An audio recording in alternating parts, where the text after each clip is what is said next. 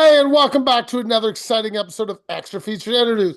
Today I have a fabulous guest who's from Texas, and I seem to get a lot of good Texas filmmakers, so you guys are in for a treat this week.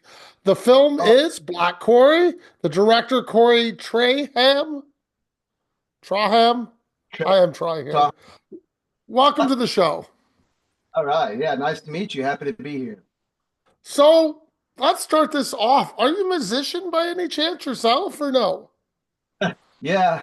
How could you tell? Yeah. I've been a regionally touring musician for 25 years now in Texas. And I also produce bands and audio engineer. So, Okay, that explains a lot to do with your short then. That gave a lot away right there. yeah, they say write what you know, right? I think that does help for anybody in the writing process. It'd be a little hard for me to write about something I have no idea about. I would have to do some research. So let's start at the beginning. Is this something that's been sitting with you for a while? Yeah, I'm obviously a big horror fan. I love horror comedy. And I own Halloween theme parks in Texas, two Halloween theme parks, and so I'm just a big horror guy. And so naturally being able to combine those worlds, the worlds of the world of rock and roll and metal with horror has just always been something that I wanted to do, and so this was a ton of fun to write, and to direct and to produce. It's definitely like sort of combining all my worlds into one film. So let's back this up. You just told me you own two Halloween amusement parks. Yeah, that's right. Yeah, they are they're one is in Austin, Texas, where I live, and the other one is in Lubbock, Texas, which is kind of the Panhandle area, like North Texas. Nightmare on 19th Street and Bat City Scaregrounds. Well, They I wanted to are, give you a shout out. People are listening to this. Let's get the pop out there. yeah, yeah, they are. They're big deals. They draw a lot of people. They're highly produced, multiple haunted houses themed. Like if you go to Universal Studios and you go to the different themed attractions. And they're very festive environments. They have food and entertainers and performers, and it's the thing to do in October in Texas if you live in Austin, Awesome. Lubbock. So yeah. So, is there ever a possibility you've written something for these and you haven't produced it yet? That's a lot of people ask me that. Do I should um, and honestly, I haven't really thought much about that because I think it's because when I walk through my attractions. I see a lot of infrastructure, like this is just me, like fire systems and things, and I just don't see sets in the way that I would want a film set. But I think that's just a brain. I think that's just a brain thing for me. I do think it would be fun one day to shoot a film inside of a haunted house. One of my haunted houses. I really want to have a unique take on it, though. There's been quite a few of those types of films out there. And so, and I should say also that I do have a lot of directors that will come and shoot short films and even one feature film at my haunted house, at my theme parks. And so that they're used for that. I just haven't used them. I do shoot videos for my band out there sometimes. So we use the sets Okay, and good. productions. Yeah. So let's back. So your film, I mean, I would want to start at the beginning, but let's go in the beginning and the end. So you're saying write what you know, and you have this thing, but you take your band out in the wilderness, like Yeah. literally out in the wilderness. So do you know this location then? Yeah, that location is actually not too far from my house. Yeah, it's like I would say probably 30 minutes north of Austin, Texas. And it is a beautiful park and it is film friendly. They're very film friendly out there. And so I was able to get permitting pretty easy to go shoot. And we just had a great time. It was shot in the spring in Texas, so the weather was bearable, and because it was all shot outdoors, and largely it's all during the day under the direct sun. And so yeah, it was a fun location, and what's nice about shooting in the woods is that it's free, right? It's the location. A lot of independent films are shot in the woods for that very specific reason. So Okay, I'm gonna work on this for a bit, and I do want to go back to the beginning. How much work did you guys have to do carrying all that gear in? Like you're yeah. carrying a full band's gear into this shoot, and I Yeah. mean, I'm sure you set it up to. Did you take the sound off that gear? Or was that added afterwards? Oh yeah, no, that was edited afterwards. Okay. It took quite a few PAs production. Yeah. Yeah, there was a lot of work, and yeah, it was not. We were hiking. It's closer. There was a little dirt road that got pretty close to an area that I scouted that we all agreed, my production people, this is a pretty good area. It's a good compromise between it's relatively easy to get to from the dirt road, but it's not too close in case there's road traffic or close to paths that people may walk on and things. So yeah, it was definitely a hassle to get things out there, but it is not as isolated as what it might seem. A lot of those shots were taken in different locations, like the aerial drone shot over the quarry. That was a completely different location, right? So we didn't really have to bring all that equipment and stuff out there. So a little bit of movie magic helped a lot with that. So. Yeah, I want to go back to the beginning of the short, and I'm going to go back to where we were just because I don't want to lose where I was. Let's discuss your lead actor. Is that a wig or is that hair dye? Scourge. Yes. Yeah, Scourge. Actually, that's real hair. He actually, Really? yes, he cut it completely, and he looks like and he cut his beard and his hair shortly after shooting that, and because he was going to become a fireman, and um and he looks completely different. We couldn't shoot more scenes of that film if we wanted to. He looks so completely different. Yeah. Oh, wow. Okay. Before I go, you start me off with a very strong music number. Now, is that your band's music or is that is this band made up? Maybe I should start there. It is a made up band. The drummer of my band wrote a lot of that music, the really hardcore Yes. metal style. We're not a black metal band, but he's a fantastic musician, and he really loves that style of music. And so he wrote a lot of it, and then I produced it. I mixed it and mastered it.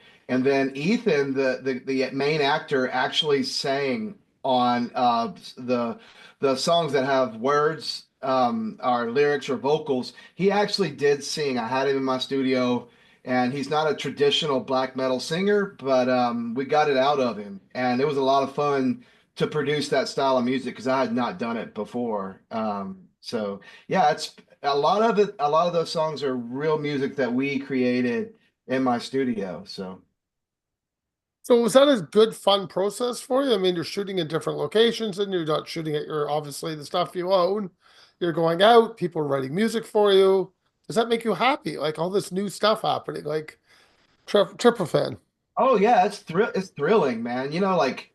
Um, I've always been a collaborative artist. As a musician, you kind of have to be, unless you're a singer-songwriter, which I'm a songwriter, but I've always played in rock bands and we've always written, and I've always been in a collaborative artistic environments. I enjoy working with other artists, and I work well with other artists. And so being the director of a film, I think that mindset's very handy because I got to work with, Josh, who wrote the songs, and to fill them out with him and help produce those songs, and also the guitar and the other types of artwork that were done. I got to work with my set designers and then the makeup effects. Those are all just incredible artists that I got to work with on this film that have gone on to win awards for the film. And yeah, I just had a fantastic time working with all these people. Yeah, I want to go with the band on stage at the bar. I love this bar location. Like this to me feels exactly where I want to see a band. So you obviously knew this bar existed, I guess, ahead of time, doing what you do. Yeah, that the bar in Austin is called the Lost Well, and that bar actually sadly went out of business recently, and Oh, it was a metal staple in Austin. And I was actually contacted by the owner of the bar, and he and other people thanking me for sort of including it in the film because it sort of immortalizes if the bar is going to move probably somewhere else, so they're going to keep the vibe alive and keep the dream alive. But that location was really cool, and the bar owner, I'm so grateful. He just gave me the bar for a couple days. We got to take it over and shoot in it and bring all of our extras. That whole crowd, of course, in there is all extras.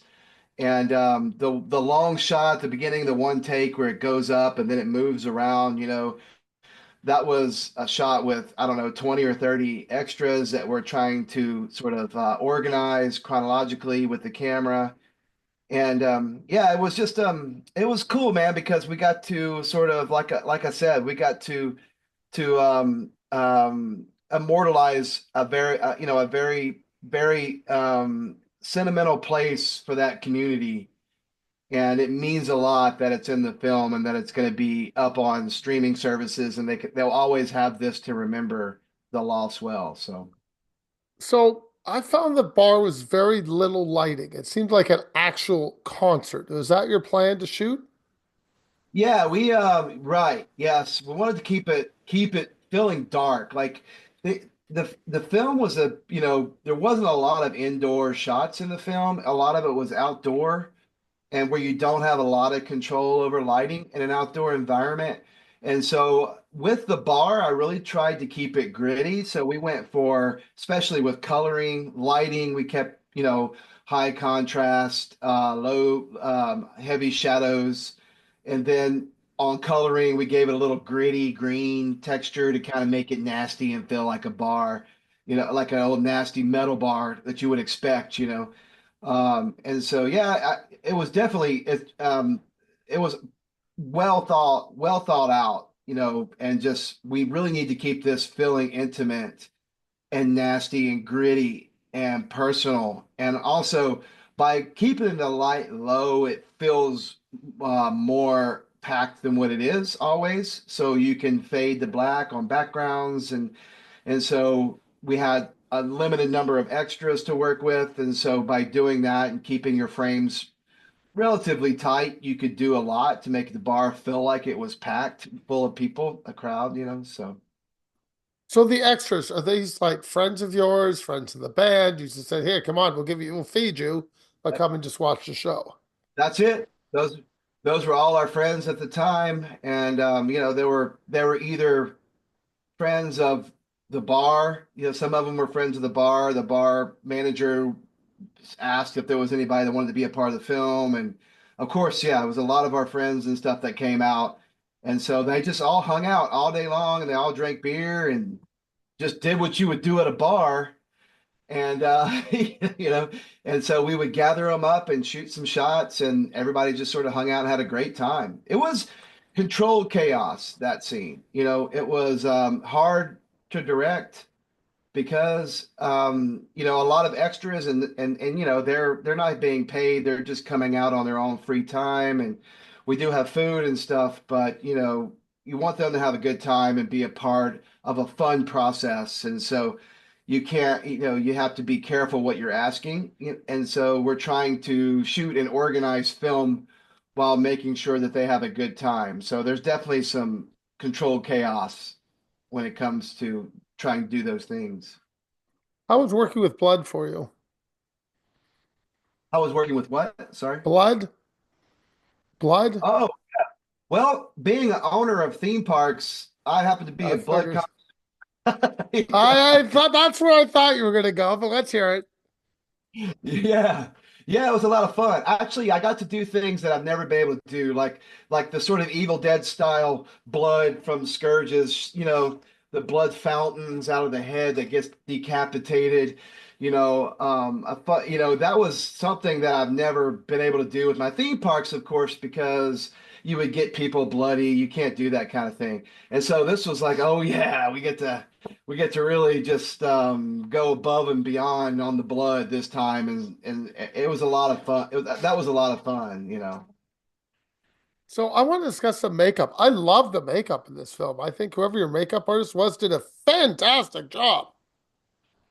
Yeah, they've won a couple awards now for that film. In particular, the face ripoff won Best Kill Oh, at a big. I can believe it. Yeah, and yeah, I agree. I think that from the beginning, from the beginning, it was meant to be that type of movie, like a fun movie with gore and just a lot of gore and just really just something that people can watch and have a good time. It's over the top. The kills are over the top. The symbol kill was funny because right before we had just finished principal photography of the film, and then what's his name, the drummer for Nirvana, Dave Grohl, released his film.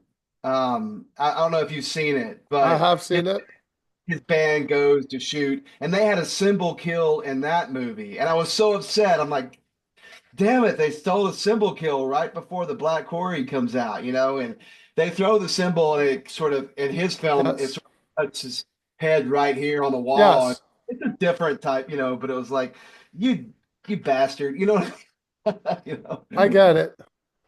Either way, this film I enjoyed more than the Dave Grohl film. I'll say that. Oh, well, thanks. Yeah, well, it means a lot because Dave probably had all the funding that he ever could imagine to make that movie. So yeah, Yeah, well, Dave needs to work on his acting, and yeah, his band needs to work on their agree, acting a little bit. agree, or the band for sure. Yeah. The Panda Bear in the Van. Is there any reason for that? The Panda Bear? Yes. That's a real touring band that a buddy of mine from Austin, he goes on tour with, he's an electronic rock musician and he's been on tour all over the US. And so that was their van that they let me borrow and it was there. And we were like, okay. Yeah, good catch. We thought that I was, we were like, that's pretty funny. Just keep it. Oh, Uh, I have to ask, is there some symbolism I'm missing? And continue on that. The Bear Lake Monster, is that a future film? oh, now that you say that, that could be pretty cool, actually. Yeah, I'll have to think about that. That's a Okay, good. I know. I just thought you were drawing something out. I'm like, is he reaching for something I haven't seen yet? Oh, I do have a future film that I'm working on, but that's could be something. You may be onto something Well, there. good to hear. How was drone shooting? No issues at all with that? Did you enjoy drone shooting? Well, how was what? Drone shooting with the drone? Oh, yeah. I mean, we had professional drone people out. So my next door neighbor just happens to be a professional drone. There Um, we go. and so he does real estate, actually not in film, but really expensive, high profile real estate. And so he just came out and he just killed it and he just jumped right on it. The hardest part about the scene where I assume one of the scenes that is most memorable with the drone is with the pull off on the dead body as he's, that one, the hardest part is getting the fog to sort of, I really wanted that fog to sort of feel like that it was floating over him. And so it's always a struggle when you're out in the woods to get a fog machine. You have to have a generator and it's just but no, the drone shots nowadays are great. They add production value.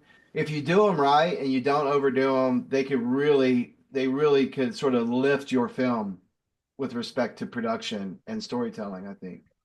So I want to go the next. We get introduced to two characters later, a director and I think it's a DOP, director of photography. I Yeah. love their chemistry. I was shocked when they first show up. I'm being honest with you, like, oh, these guys could be dumb. No, they work well. So did they have that chemistry when you met them, or you just cast them, or where did you find them? Yeah, they that was fascinating. We went through Actors Access. We had a lot of people who applied for the roles. We had Bobo is the actor who is the director of photography for the in the film, and Shakira is the actress who is the director. They were just their auditions were fantastic, and they just yeah, I love Rob Zombie's style of characters where the characters are sort of over the top and they have they have they're memorable in some way, shape, or form. And we had some wonderful auditions, but something Bobo was very memorable. His audition he came across very comical, something that you wouldn't expect. Like you said, you saw it and you were just like, oh God, what's going on here? But and so it works, and Shakira and they just worked fantastic together. They were just both of them. It was so cool to see them work because they just got each other from the very beginning, and they're both immensely professional. Both had a great time on set. Bobo, of course, he had to do a whole life casting for the face rip off. And Shakira's out of Chicago and Bobo's out of Houston, Texas. And so just different worlds came together and just did an amazing job and immediately worked well with one another. I was so happy to see that, you know. I was quite happy with them. I was just shocked. I don't know what I expected, but it wasn't that. It was perfect. The look of the creature, how long did you Yeah. spend on that? Oh, yeah, a long time. So the mask itself is a silicone mask was made by a company.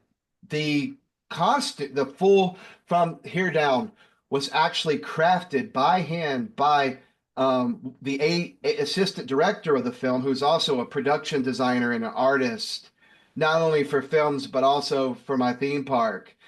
She owns Zombie Peep Show, which is a store that she does fashion, horror fashion for like Lady Gaga and big art, like high heels. And she's done this for over a decade now. And so she's just fantastically creative and she loves horror. That's her thing. And her name is Kayla Stojek, and she created this whole thing and just did a killer job with it. So we had the mask to sort of base the rest of the costume on. I had chosen the mask just because it was inspiring, and then she created the rest of the creature suit. And yeah, it was just it kind of she blew me away with what she was able to do with that. And that was the first creature suit she had ever designed too. Oh, Yeah. and fight choreography. How much work did you do on that?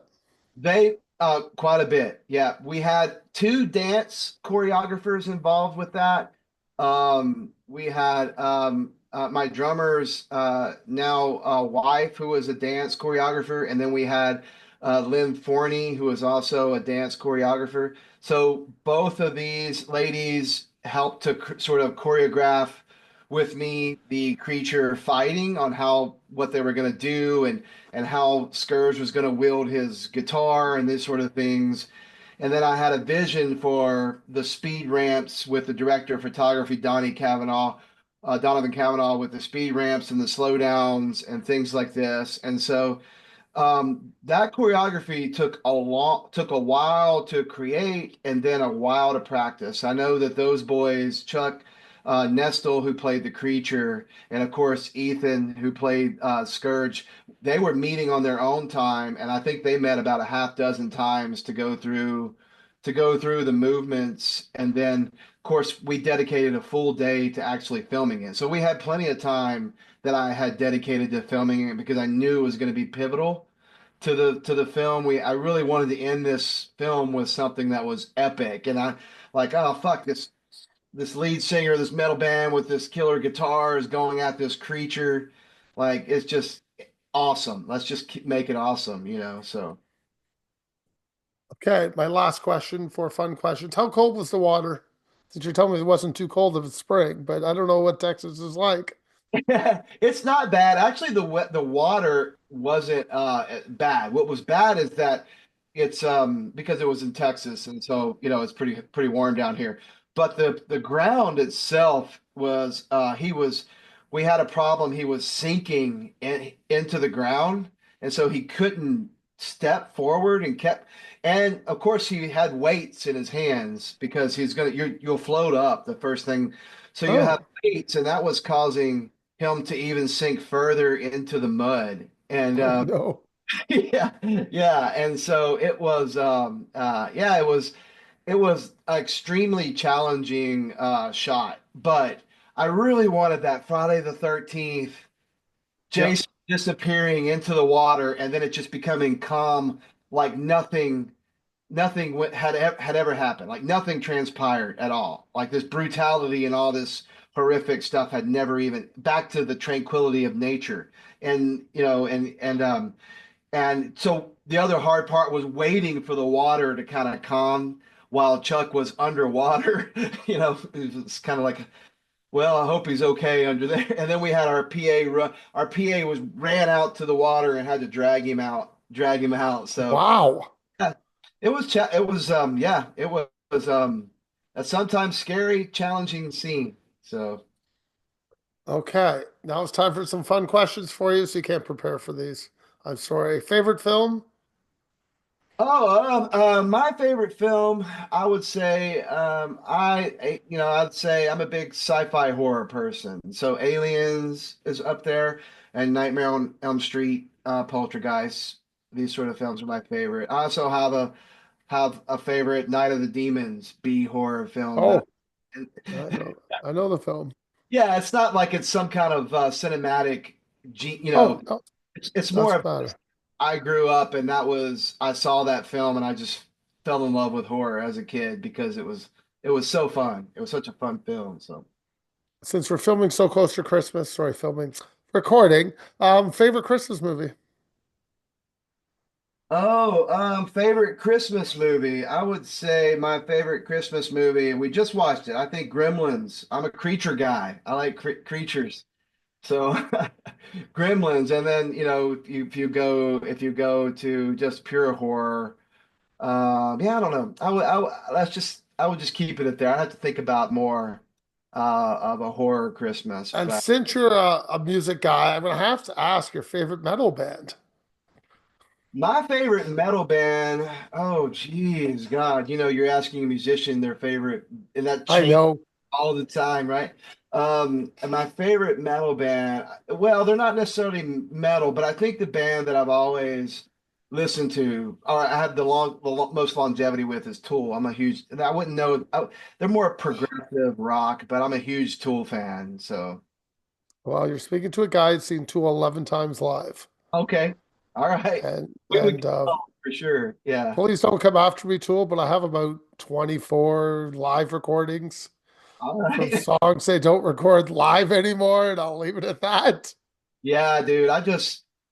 Maynard keeps me involved with his lyrically. Of course, I'm a big fan. I have a Silver Burst, Adam Jones, Les Paul. That's what I play on. Know exactly what you're talking about.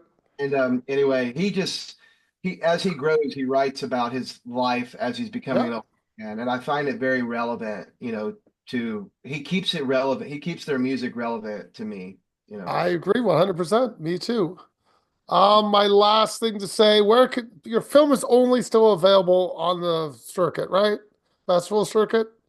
Actually, the Black Quarry just ended the festival circuit, and about a month from now, it'll be on Amazon, Tubi, it'll be on Apple and Google, YouTube. So it is about to be released on distribution Perfect platform. timing then.